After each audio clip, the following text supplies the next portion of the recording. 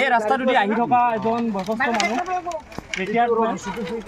হঠাৎ স্কুটিখনেৰে আহি আছিল। তেখেত স্কুটিখন হাতেৰে ঠিলাই লৈ আহি আছিল।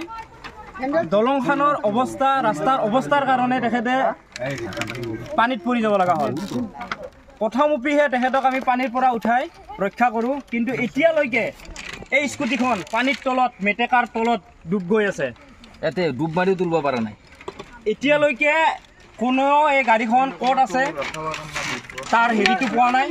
মানুহ তাত গৈ আছে, কিন্তু কোনো ধৰণৰ গাড়ীখনৰ সংসূত্ৰ এতিয়ালৈকে পোৱা নাই।